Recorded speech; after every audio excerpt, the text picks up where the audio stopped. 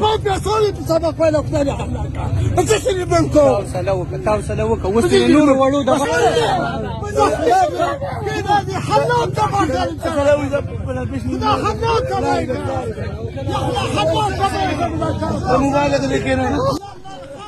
قال النبي صلى الله عليه وسلم اتقوا دعوة المظلوم فإنها ليس بينها وبين الله حجاب ويقول الله وعزتي لأنصرنك يا عبدي ولو بعد حين. پیغمبر علیہ السلام فرمایي د مظلوم د دعا بد دعانا د خیرونو ځان وساتئ وایي ځکه د دې خیرو او د خدای تعالی په منځ کې هېڅ پرده نه دا ډایرکټ خدای تعالی درته ځي او خدای تعالی قسم خوري چې زما دې په خپل عزت او جلال باندې قسم وي ای بنده چې زه به خامخا ستا امداد کوم اگر که څه وخت بعد وي. دا کوم ظلم چې نن سبا روان دی که نه د دې مسلمانانو سره او کم زیاتې را روان دي د خلکو سره نو یو ورځ داسې را روانه ده چې خدای تعالی به اعلان وکړي وامتازوا اليوم ایها المجرمون. نن ورځ مجرمان خلک ته جدا شي ظالمان خلک د نیکانو خلکو نه جدا شي. نن سبا که هر څومره هم ظلم زیاتې وکړي که نه او د خلکو نه به ځان پټ کوي خو د خدای تعالی نه څوک ځان نشي پټ کولی.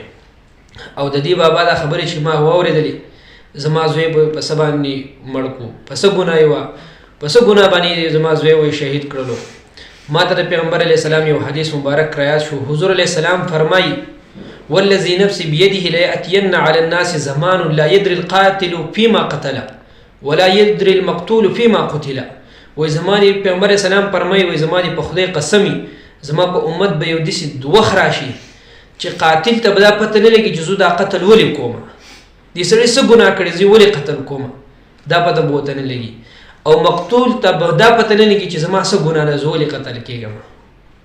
نن سبا تاسو ګورئ بې ګناه قتلونه کېږي نه د قاتل ته دا پته شي چې زه ولې دا سړی وژنم. هغه د پیغمبر صلوات وسلام د حدیث هغه مصداق دا خلک او مونږ نن سبا وګرځېدلو. رب ذوالجلال دی مونږ تاسو ټول د دې ظالمانو نه په امان کې خو د دې ظالمانو نه د نجات دپاره خلاصي لاره مونږ ستاسو سره یوه ده هغه داره نظام مصطفی راتلل. نو ټول ښه په اخلاص سره د خدای تعالی ته سوالونه وکوئ نفلونه وکوئ خدای پاکه زمونږ په دې ملک کې اسلامي قانون راولي د خدای او د خدای د رسول قانون راولي هغه که د هر چا په لاس باندې او اوټ چې دی چاله ورکوئ نو په هغې کې هم ښه احتیاط کوئ چې سبا له باندې داسې ظالمان مشران بیانوي. خدای تعالی زمونږ او تاسو ټولو ناصر او مددګار شي.